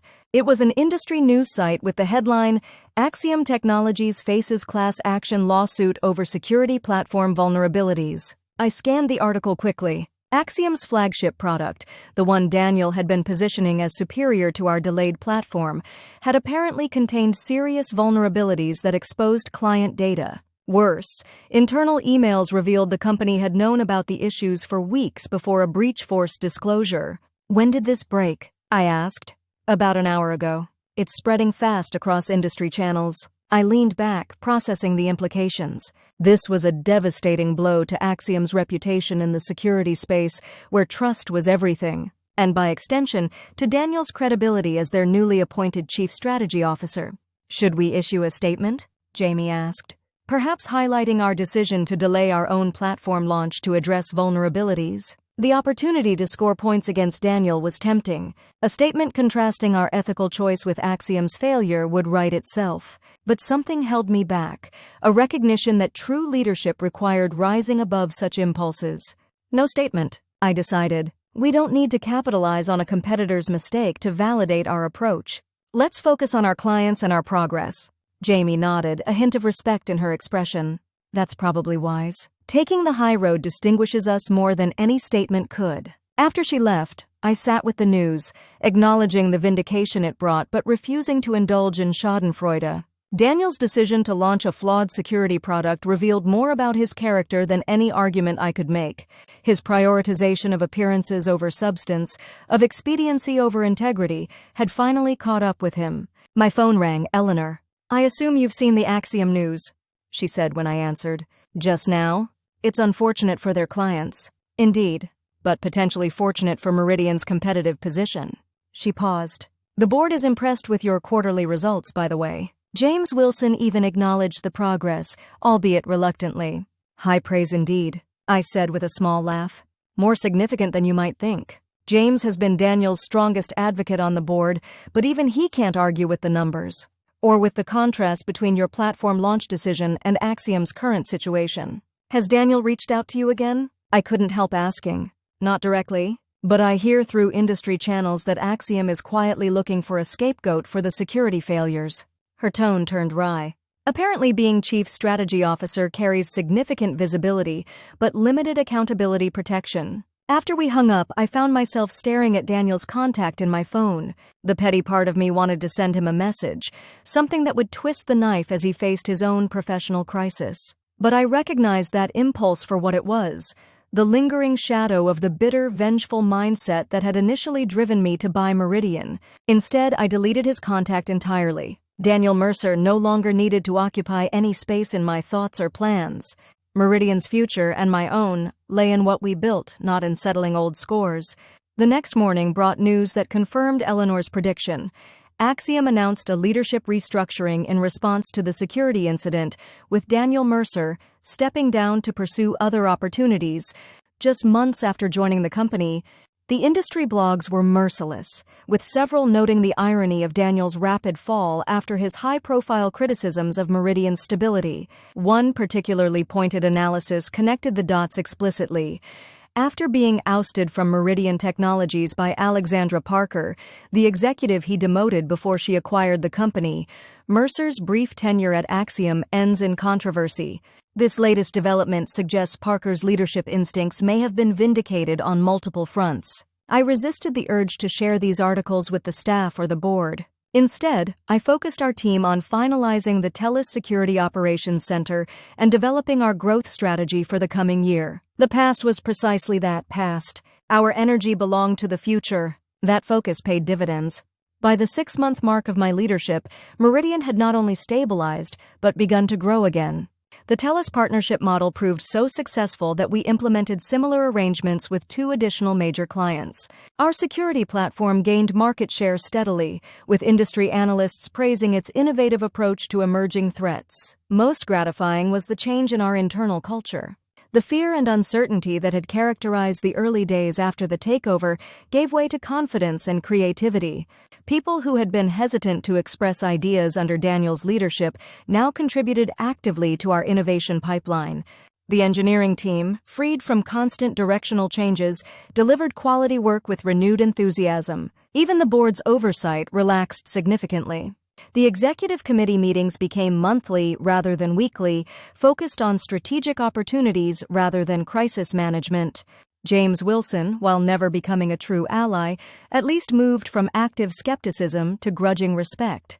6 months to the day after I fired Daniel Mercer, Eleanor requested a private dinner meeting. We met at a quiet restaurant near Wentworth Capital's offices, away from the tech industry circles where we might be recognized and speculated about. "I have news," she said after we ordered. "The board will be voting next week to remove the executive committee oversight of your role. Thomas believes it's no longer necessary given Meridian's performance." I set down my glass carefully.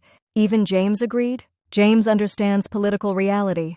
Continuing to oppose your leadership when the numbers speak so clearly would reflect poorly on his judgment. Relief and satisfaction mingled in my chest.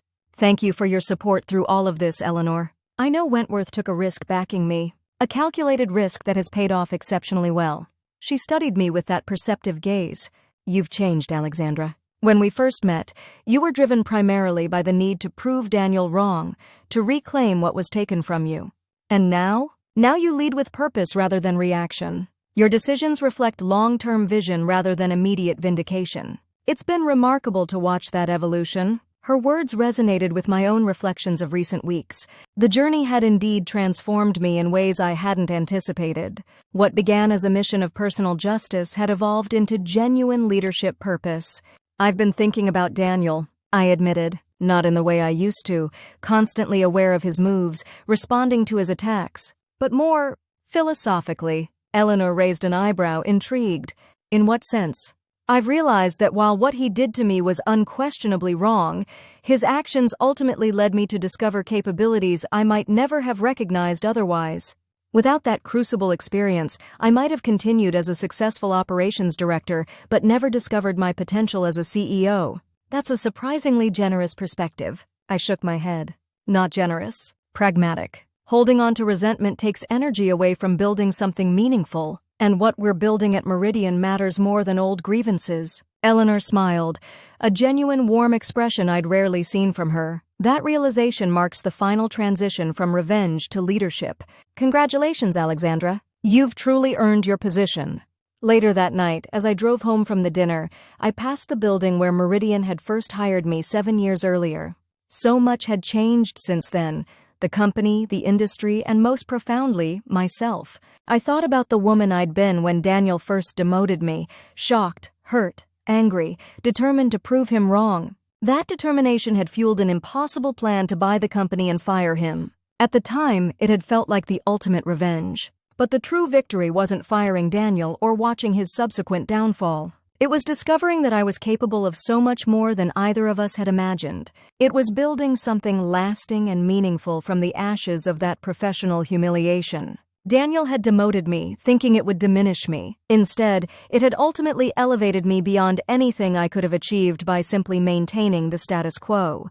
His attempt to control my narrative had inadvertently freed me to write a far more compelling story of my own. As I pulled into my driveway, my phone chimed with an email notification. It was the board secretary, confirming the upcoming vote to remove the executive committee oversight of my role.